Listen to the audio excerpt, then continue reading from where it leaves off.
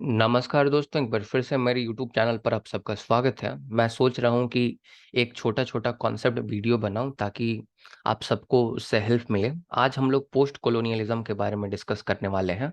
Mainly हम IR की बात करेंगे, लेकिन पोस्ट कॉलोनियलिज्म अगर आप पॉलिटिकल थ्योरी में भी पढ़ेंगे तो आपको सेम ही कॉन्सेप्ट देखने को मिलेगा। देखिए, पोस्ट कॉलोनियलिज्म के जो थिंकर्स हैं, जिसको हम पोस्ट कॉलोनियलिस्ट कहते हैं, उनका मानना है कि जो कॉलोनीज थे पूरे विश्व में, यूरोपियन कंट्रीज के और अमेरिका के, अमेरिका की भी कॉलोनी रही थी at a time. Okay, America खुद ब्रिटेन की कॉलोनी थी। 1776 में अमेरिका के 13 कॉलोनी जो है स्वतंत्रता घोषित कर देते हैं ब्रिटेन से, और अमेरिका का जो आपका अमेरिकन वॉर ऑफ इंडिपेंडेंस है वो शुरू हो जाता है। तो अमेरिका खुद ब्रिटेन की कॉलोनी थी, लेकिन बाद में अमेरिका ने भी कई जगहों पर कॉलोनी बनाई थी। तो पोस्ट कॉलोनियलिस्ट ये कहते हैं कि जो कॉलोनीज हैं पूरे विश्व से, वो तो समाप्त हो गई हैं। जो आपके यूरोपियन पावर्स और जो अमेरिकन पावर जो था, जिसने लैटिन अमेरिका, अफ्रीका और एशिया के देशों को गुलाम बनाया था, वो तो आजाद हो गए हैं, वो डीकोलोनाइज हो गए हैं। लेकिन जो हमारा विषय है, जो हमारा सब्जेक्ट है, जो हमारा डिसिप्लिन है, दैट इज पॉलिटिकल थ्योरी और इंटरनेशनल रिलेशन, वह अभी भी कॉलोनाइज्ड है। उसमें अभी भी अगर आप देखिएगा तो आपको वर्चस्व, डोमिनेशन देखने को मिलेगा यूरोपियन कंट्रीज का और अमेरिका का। अभी भी इंटरनेशनल रिलेशन जो है यूरोपीय केंद्रवाद से ग्रसित है। यूरोपीय केंद्रवाद मतलब यूरोसेंट्रिज्म। यूरोसेंट्रिज्म का कॉन्सेप्ट कहता है कि यूरोप अपने आप में सुप्रीम है। ये जो यूरोसेंट्रिज्म का कॉन्सेप्ट है, ये आपको सिर्फ पॉलिटिकल साइंस में नहीं बल्कि आपको और भी तमाम विषयों में देखने को मिलेगा। हिस्ट्री में भी आपको ये देखने को मिलेगा। अगर मैं हिस्ट्री में यूरोपीय केंद्रवाद की बात करूं तो यूरोपीय केंद्रवाद हिस्ट्री में कहता है कि अगर आपको इतिहास को पढ़ना है तो इतिहास को पढ़ने के लिए आप बस यूरोप के इतिहास को पढ़ लीजिए। अगर आप यूरोप के इतिहास को पढ़ लेंगे तो आप पूरे विश्व के इतिहास को समझ जाएंगे। You just study and understand the history of Europe, and by understanding just the history of Europe you will understand the history of the whole world. क्योंकि इनका मानना है यूरोपियंस का कि बाकी जो आपके कॉन्टिनेंट्स थे ये तो हिस्टोरिकली एम्प्टी थे, इसमें तो हिस्ट्री में कोई ऐसा इवेंट ही नहीं हुआ जो कि इम्पैक्ट कर सकता है पूरे वर्ल्ड में। तो ये जो है ना, यूरोप को सुप्रीम मानते हैं, यूरोप के कल्चर को जो है सुप्रीम मानते हैं, यूरोप के हिस्ट्री को सुप्रीम मानते हैं।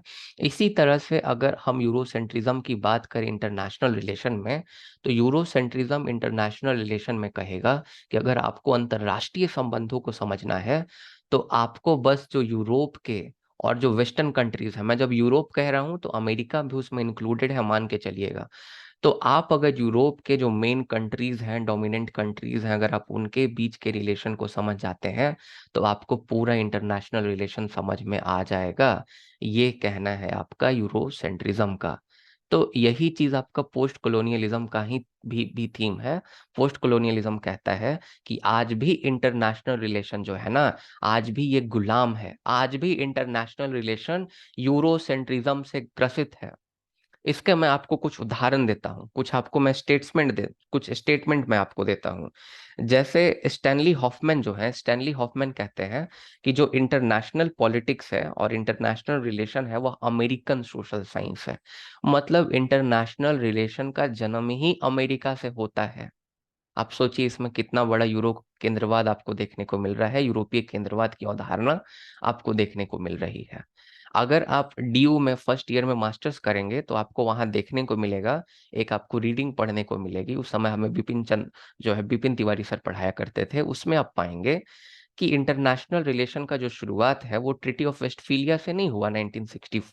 सो जो 1648 में हुआ था ट्रीटी ऑफ वेस्टफीलिया, 1648 के ट्रीटी ऑफ वेस्टफीलिया से नहीं हुआ। इनफैक्ट उससे बहुत बरसों पहले आप देखिएगा तो आपको देखने को मिलेगा कि जो इंटरनेशनल रिलेशन है उसका शुरुआत आपके अफ्रीका से पहले हो चुका था। तो अफ्रीका में आपका इंटरनेशनल रिलेशन का शुरुआत हुआ है। उसके बाद अगर हम अगले थिंकर को देखेंगे, मॉर्गन थाउ को, तो मॉर्गन थाउ कहते हैं कि Africa is politically empty. Africa में तो कुछ पॉलिटिकल है ही नहीं। मतलब अफ्रीका के कंट्रीज के रिलेशन को पढ़ना अपने आप में ही बेवकूफ़ी है। अफ्रीका को तो हमें इंटरनेशनल रिलेशन को कंसिडर करते समय कंसिडर ही नहीं करना चाहिए। इसी तरह से अगले आपके थिंकर हैं केनिथ वर्ल्ज। केनिथ वर्ल्ज भी कहते हैं, जो कि नियो रियलिज्म के फाउंडर भी माने जाते हैं, जनक भी माने जाते हैं, जिसको हम लोग स्ट्रक्चरल रियलिज्म के नाम से भी जानते हैं। इनफैक्ट उन्होंने लेबल ऑफ एनालिसिस भी दिया है इंटरनेशनल रिलेशन में, केनिथ वर्ल्ज। तो केनिथ वर्ल्ज कहते हैं it would be ridiculous to study the foreign policy of Malaysia और कोस्टारिका। मतलब मलेशिया और कोस्टारिका जैसे छोटे कंट्रीज को केनिथ वॉल्ज भी बिल्कुल महत्व नहीं देते। कहते हैं कि अगर आप उनके विदेश नीतियों को पढ़ते हैं, मलेशिया, भूटान और नेपाल जैसे देशों के विदेश नीतियों को, तो वो एकदम पागलपन होगा, क्योंकि उनका कोई इम्पैक्ट नहीं होने वाला। तो आप देख सकते हैं कि ये जो आपके थिंकर्स हैं, आपके मेन मेटा नैरेटिव्स के थिंकर, ग्रैंड थ्योरीज के थिंकर, मेटा नैरेटिव यहाँ पे आप रियलिज्म और लिबरलिज्म को मान सकते हैं। रियलिज्म और जो लिबरलिज्म है इंटरनेशनल रिलेशन में, उसको ग्रैंड थ्योरी या मेटा नैरेटिव कहा जाता है। ओके, तो यही चीज पोस्ट कॉलोनियलिज्म कहना चाहता है, इन स्टेटमेंट्स के थ्रू दिखाना चाहता है कि आज भी जो इंटरनेशनल रिलेशन है वह गुलाम है। भले ही हम आजाद हो गए, भले ही इंडिया आजाद हो गया ब्रिटिश के गुलामी से, लेकिन आज भी इंटरनेशनल रिलेशन का जो विषय है, जो डिसिप्लिन है, आज भी गुलाम है। और हमें इस गुलामी से निकलना पड़ेगा, और इसके लिए ये हमें जागरूक करने का काम करते हैं। They are making us aware that you should come out of this dependent situation, right? So this is the theme of post colonialism. और पोस्ट कॉलोनियल थिंकर्स में आप देखिएगा तो गायत्री स्पिवक है। गायत्री स्पिवक जो है एक बुक लिखती हैं, कैन सबाल्टन स्पीक।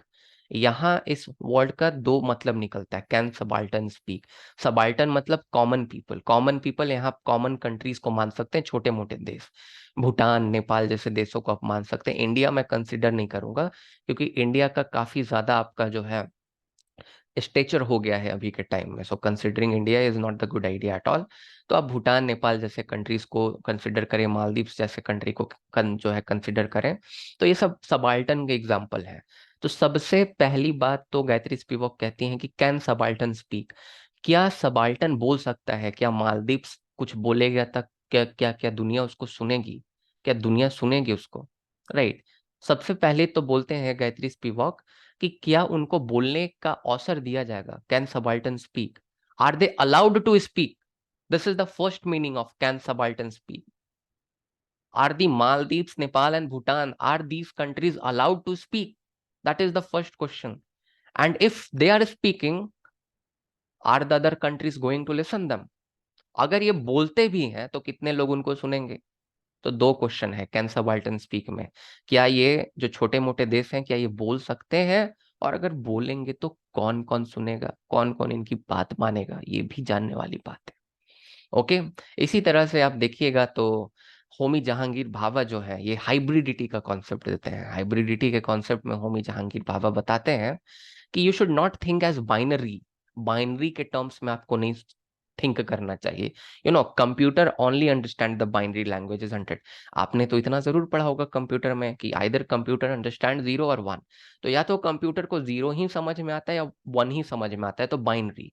या तो ब्लैक या तो व्हाइट। ब्लैक एंड व्हाइट में चीजें एग्जिस्ट नहीं करती। चीजें ब्लैक एंड व्हाइट में एग्जिस्ट नहीं करती। चीजें जो है ना, वो डाइकोटोमी में एग्जिस्ट नहीं करती। चीजें कॉन्टिन्यूअम में एग्जिस्ट करती हैं। एक कॉन्टिन्यूअस रिलेशन होता है, एक हाइब्रिडिटी में चीजें जो है एग्जिस्ट करती हैं। ओके, ब्लैक एंड व्हाइट में कुछ नहीं है, ग्रे में भी कुछ होता है। That is the thing to understand. तो इसीलिए हाइब्रिडिटी के कॉन्सेप्ट में हमें होमी भाभा समझाने की कोशिश कर रहे हैं कि आप ऐसा मत समझिए कि ये कंट्री इंपॉर्टेंट है, इंपॉर्टेंट बिल्कुल भी नहीं है। नहीं, हाइब्रिडिटी में चीजों को देखिए। हर एक चीजों का अपना अपना इंपॉर्टेंस होता है at its own place. Okay, नाक का अपना इंपॉर्टेंस है, इस इन इन इन आंखों का अपना इंपॉर्टेंस है, इन उंगलियों का अपना इंपॉर्टेंस है। तो जहां पे ये प्लेस्ड है उनका वहां अपना इंपॉर्टेंस होता है।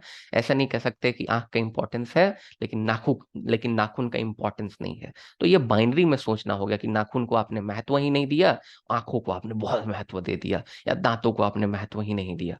दांत टूट जाएगा ना, तो मिक्सचर नहीं खा पाइएगा। You are eating the mixture and all the junk food, you will not be able to eat, because I saw many old man, like my ancestors, I can recall one of them. They so they were they were loving the mixture and दालमोट मिलता है बिहार में, वो लोग को बहुत पसंद था, दाल का दालमोट मिलता है, so they were willing to eat that. But उनके दांत ही नहीं थे, खा ही नहीं पाते थे। तो दांत का अपना महत्व है, तो बाइनरी में आप मत सोचिए चीज़ों को। तो ये आपका जो है होमी जहांगीर भाभा कहने की कोशिश करते हैं, और कहते हैं कि ये जो आपके पहले ऐसे कंट्री जो कॉलोनी हुआ करते थे, उसको महत्व नहीं दे रहे हैं, ये बिल्कुल गलत बात है, आपको उसको महत्व देना चाहिए। ओके, तो ये पोस्ट कॉलोनियलिज्म का आपका थीम था, आई होप आपको समझ में आ गया है। और इनफैक्ट ये पोस्ट कॉलोनियलिज्म हर एक सब्जेक्ट के लिए वैलिड है, that only Europe is given the prominence, the Europe is dominating that discipline. Okay, if you are talking about history also, history is also dominated by the European history, the world history, whereas the history of the other countries, the third world countries, is not given importance. Okay, so still the history is colonized, right? तो ये आप post colonialism you can use in any subject. This is the brief theme of post colonialism. I hope you understood this lecture. So बहुत बहुत धन्यवाद। हम लोगों का CUET PG political science का कोर्स और UGC नेट पॉलिटिकल साइंस का course चल रहा है। आप चाहें तो आप ज्वाइन कर सकते हैं, आप हमारे वेबसाइट पे विजिट कर सकते हैं। I'm Abhishek Kumar Mishra. I myself is JRF 99.67 percentile.